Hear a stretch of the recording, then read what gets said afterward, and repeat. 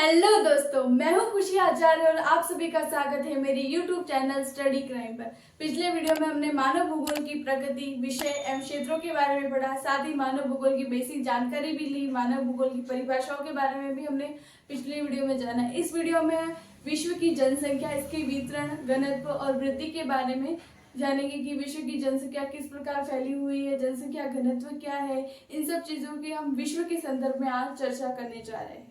तो अब हम देखते हैं सभी महाद्वीपों पर जो जनसंख्या है और घनत्व कितना कितना कौन से महाद्वीप पर घनत्व और जनसंख्या पाई जाती है। तो सबसे पहले देखते हैं एशिया महाद्वीप के बारे में। एशिया महाद्वीप, यहाँ पर पूरे वर्ल्ड की 59.5% जो जनसंख्या है रहती है, सबसे ज्यादा जनसंख्या। और सबसे ज्यादा जो जनसंख्या घनत्व है वह भी एशिया महाद्वीप का है। कितना?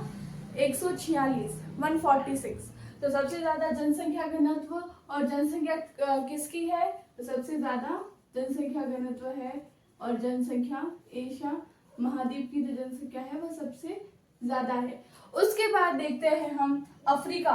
अफ्रीका का जो जनसंख्या घनत्व है, जनसंख्या है अफ्रीका की जो जनसंख्या, यह पूरे विश्व की कितनी? 16.9% है। कितनी? 16.9% अफ्रीका की जनसंख्या पूरे विश्व के इतना भाग रखती है। और यहाँ का जो जनसंख्या घनत्व है वह 43 प्रति वर्ग किलोमीटर है। अब देखते तीसरा यूरोप। यूरोप में जो जनसंख्या है वह 9.7% है और इसका जो घनत्व है वह कितना है? 33। और फिर देखते हैं लैटिन अमेरिका। अभी लैटिन अमेरिका कौन सा क्षेत्र है? लैटिन अमेरिका मतलब कि दक्षिणी अमेरिका को ही लैटिन अमेरिका बोलते हैं। लैटिन अमेरिका में उत्तरी अमेरिका का और दक्षिणी अमेरिका का मध्य भाग भी आता है, उसको लैटिन अमेरिका बोलते हैं। तो वहाँ की जो जनसंख्या है पूरे वर्ल्ड की 8.5% है और इसके यहाँ का जनसंख्या घनत्व है 32। फिर है उत्तरी अमेरिका। इस उत्तरी अमेरिका की जो जनसंख्या है पूरे विश्व की 4.8% जनसंख्या है और यहाँ का जनसंख्या घनत्व 20 है।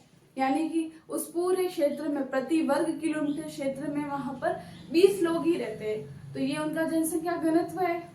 और अब है ओशेनिया। अब ये ओशेनिया क्या है? ऑस्ट्रेलिया है, उसी ऑस्ट्रेलिया को बोलते हैं ओशेनिया। तो इस ओशेनिया की जनसंख्या पूरे वर्ल्ड की 0.5% है और यहाँ का जनसंख्या घनत्व 5 है। यह जनसंख्या घनत्व प्रति वर्ग किलोमीटर क्षेत्र में मापा जाता है। उसको क्या बोलते हैं हम? घनत्व। घनत्व बताता है कि किसी क्षेत्र में ज्यादा लोग रह रहे हैं या फिर कम है। कोई भी क्षेत्र है वहां की जनसंख्या सघन है या फिर विरल है। अब हम देखते हैं सर्वाधिक जनसंख्या वाले टॉप 10 देश के बारे में। तो टॉप 10 देश में कौन कौन से देश शामिल हैं वह देखते हैं। तो सर्वाधिक जनसंख्या सबसे पहले पाई जाती है चीन में। चीन की जनसंख्या अभी वर्तमान में भी बहुत ज्यादा, और ये जो आंकड़े हैं 2015 के अनुसार ये आंकड़े हैं। और वर्तमान में सर्वाधिक जनसंख्या चीन की है और सेकंड नंबर पे भारत की है। उस समय भी यही हाल था। सबसे पहले जो जनसंख्या है वो चीन की, भारत, फिर अमेरिका, यूएसए, ठीक है, उत्तरी अमेरिका, फिर Indonesia, Brazil, Pakistan, Nigeria, Bangladesh, रूस और मैक्सिको। अब ये जो जनसंख्या है इसको हम एक ट्रिक के साथ भी याद कर सकते हैं। जैसे कि इन सब शब्दों का हम अगर पहला लेटर ले लेते हैं, जैसे कि चीन का हमने सी ले लिया, ठीक है, भारत का हमने आई ले लिया, अमेरिका का ए ले लेते हैं, इंडोनेशिया का आई, ब्राजील का बी, पाकिस्तान का पी, नाइजीरिया का एन और बांग्लादेश का पी, रूस का आर और मैक्सिको का एन। तो ये जो है इसको हम एक ट्रिक बना सकते हैं कि CIA IB-PNB घोटाले में रम गई। ऐसे नहीं, CIA IB-PNB घोटाले में रम गई। CIA IB-PNB घोटाले में क्या रम गई। तो ये ट्रिक क्या हुई हमारी? ट्रिक, इसको याद करने की ट्रिक है। एक मान लो कोई CIA नाम की कोई कंपनी है, ठीक है, तो ये CIA IB-PNB घोटाले में रम गई। IB-PNB घोटाले में रम गई।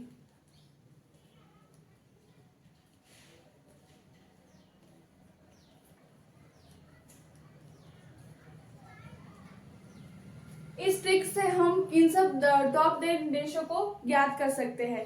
तो जैसे कि सी से चीन हो गया, आई से इंडिया हो गया, ठीक है। उसके बाद ए से अमेरिका हो गया, आई से इंडोनेशिया, बी से ब्राजील, फिर पी से पाकिस्तान, उसके बाद देखते हैं एन से नाइजीरिया, बी से बांग्लादेश, फिर घोटाले में रहूंगी, आर से रूस और फिर मैक्सिको।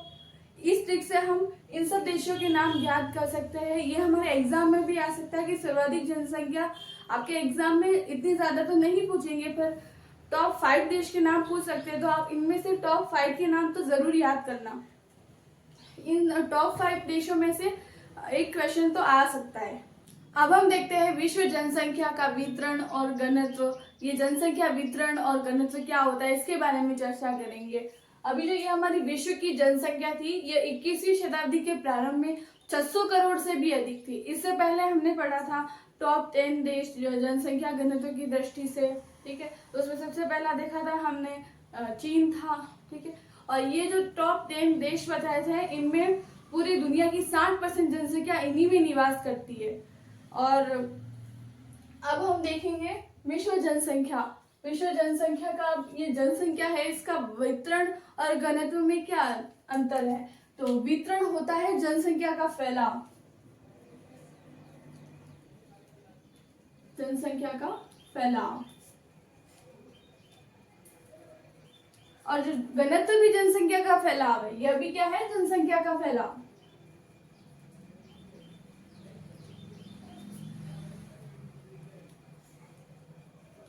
परंतु जो घनत्व है, ये क्या है, जनसंख्या घनत्व ये भी फैलाव है, परंतु जो घनत्व है यह प्रति वर्ग किलोमीटर क्षेत्र में जो जितनी जनसंख्या रहती है उसका माप क्या कहलाता है, घनत्व। यह क्या है, जनसंख्या बटे क्षेत्रफल।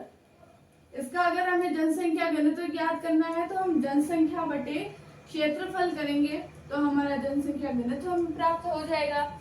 और जो ये हमारे विश्व में जो जनसंख्या घनत्व और इसका जो वितरण है यह असमान रूप से है, असमान वितरण। उनका घनत्व कैसा है, घनत्व और वितरण असमान है।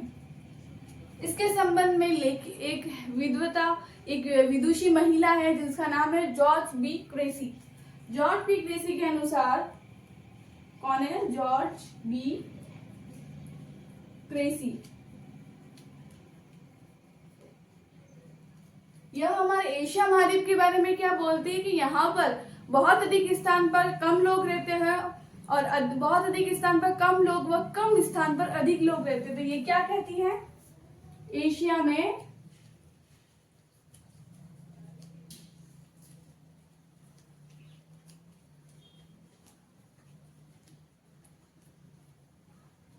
बहुत अधिक स्थान पर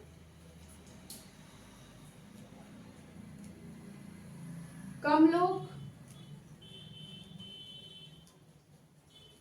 और कम स्थान पर अधिक लोग रहते हैं।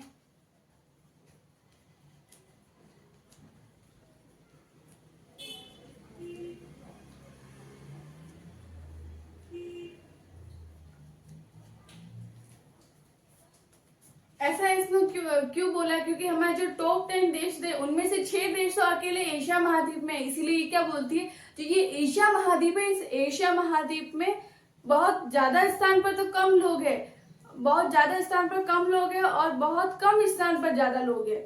ऐसा लेखिका ये विदुषी महिला जॉर्ज बी क्रेसी का कहना है। अभी हमने देखा जॉर्ज बी क्रेसी कहती है कि एशिया महाद्वीप पर बहुत कम स्थान पर अधिक लोग और अधिक स्थान पर कम लोग रहते। तो ऐसा क्यों है, ये किस कारण से होता है, इन चीजों को कौन से तत्व प्रभावित करते हैं। तो जनसंख्या के वितरण और घनत्व को कौन कौन से तत्व प्रभावित करते हैं उसकी अभी हम चर्चा करेंगे। तो कौन कौन से तत्व है, तत्व या कारक। कारक होता है किसी चीज का कारण, वह है कारक। तो सबसे पहला कारक है भौगोलिक कारक। भौगोलिक कारक कौन कौन से हो सकते हैं, जैसे कि ये पृथ्वी है, पृथ्वी से कौन से कारक है, जैसे कि पृथ्वी पर कई पर्वत पठार, ये कारक भी तो प्रभावित करते हैं। तो अब जो हमें प्रकृति की ओर से दिए हुए हैं वो भौगोलिक कारक है। तो ऐसे कौन से कारक हैं, जल की उपलब्धता। अब मान लेते ये भारत है, इस भारत में गंगा घाटी क्षेत्र है, इस गंगा घाटी क्षेत्र में क्या है, अधिक जल है। तो यहाँ पर जल अधिक है तो लोग भी अधिक रहेंगे क्योंकि यहाँ पर खेती अच्छी होगी, खेती अच्छी होगी, पेड़ पौधे अच्छे होंगे, फल अधिक उगेंगे, तो लोग यहाँ पर अपने जीवन यापन के लिए रहेंगे। दूसरी है भू आकृति। भू आकृति क्या है? स्थलाकृति। स्थलाकृति क्या है? एक स्थल की आकृति। जैसे कि मान लो हमारा भारत है, यहाँ उत्तरी मैदानी क्षेत्र है, वहां पर लोग अधिक रहते हैं, वही पठारी क्षेत्र पर कम लोग रहेंगे, वही मरुस्थल क्षेत्र पर और कम लोग रहेंगे, पर्वत पहाड़ी क्षेत्र पर वहां पर और कम लोग रहेंगे। तो इस प्रकार से स्थलाकृति भी प्रभावित करती है। तीसरा कारक जलवायु। जलवायु माने क्लाइमेट। क्लाइमेट कैसे प्रभावित करता है? किसी क्षेत्र की जलवायु अगर उष्ण है, जैसे कि उष्णकटिबंधीय जलवायु है, उष्णकटिबंधीय क्षेत्र, वहां पर बहुत ज्यादा लोग रहते हैं क्योंकि वहां की जलवायु अच्छी है, तो जलवायु भी प्रभावित करती है। चौथा मृदा। जहाँ की सॉइल अच्छी होती है, मृदा अच्छी होती है, वहां पर उपज भी ज्यादा होती है, इस कारण लोग भी वहां अधिक रहेंगे क्योंकि उन्हें जीवन यापन के लिए खाना तो खाना पड़ेगा, तो खाना अच्छा बनेगा, उस वहां पर पौधे अच्छे होंगे, ये कृषि अच्छी होगी, तो वहां पर मृदा अच्छी होगी, वहां पर लोग ज्यादा रहेंगे। भौगोलिक कारक हो गया। अब देखते हैं कौन सा कारक? आर्थिक कारक। आर्थिक कारक जैसे कि खनिज। अब हम देखते हैं जो हमारा भारत है, इस भारत का झारखंड जो छत्तीसगढ़ क्षेत्र है, ये कोयला की दृष्टि से बहुत अधिक है, यहाँ पर खनिज बहुत ज्यादा मात्रा में पाया जाता है। तो लोग क्या करेंगे? पूरे भारत के अन्य क्षेत्रों से यहाँ से आकर दूसरे अन्य क्षेत्रों से किसकी ओर पलायन करेंगे, किसकी ओर प्रवास करेंगे? झारखंड की तरफ। तो ये क्या हो गया? वहां पर खनिज की ये किस कारण हुआ? खनिज की उपलब्धता के कारण हुआ। दूसरा तत्व है नगरीकरण। नगरीकरण क्या होता है? नगरों की जनसंख्या में वृद्धि नगरीकरण कहलाती है। अब नगरीकरण क्यों बढ़ रहा है? क्योंकि वहां पर क्या है? रोजगार के अवसर ज्यादा है, तो नगरीकरण। तीसरा औद्योगिकरण। औद्योगिकरण क्या होता है? उद्योगों की संख्या बढ़ना क्या कहलाता है? औद्योगिकरण। तो ये हमारे 3 कारक थे, खनिज, नगरीकरण और औद्योगिकरण।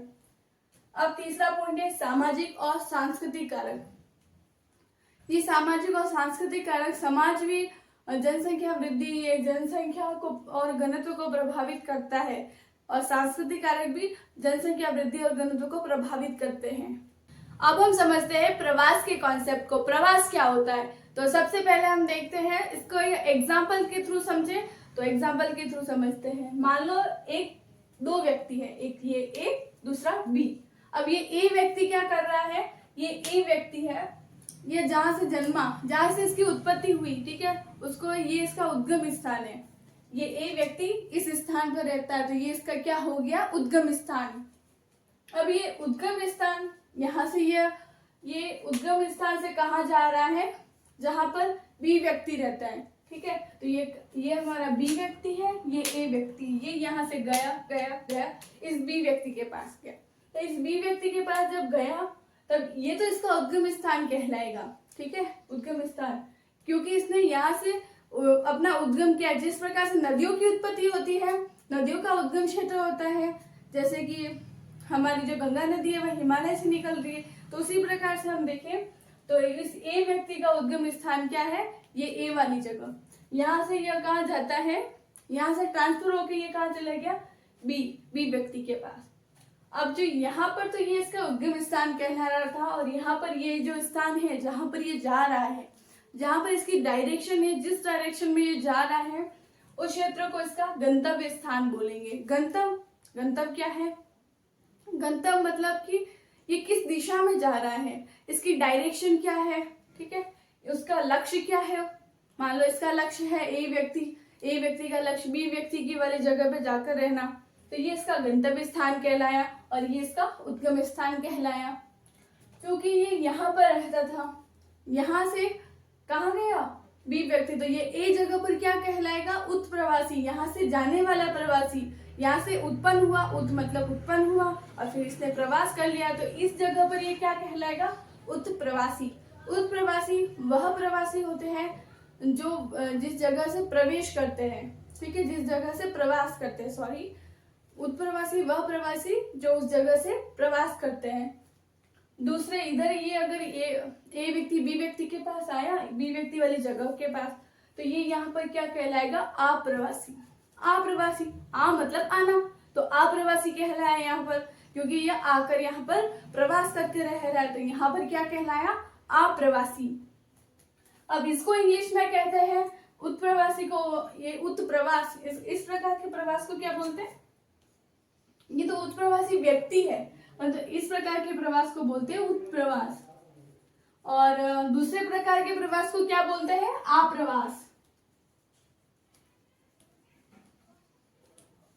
अब ये उत्प्रवास और आप्रवास का कॉन्सेप्ट हो गया।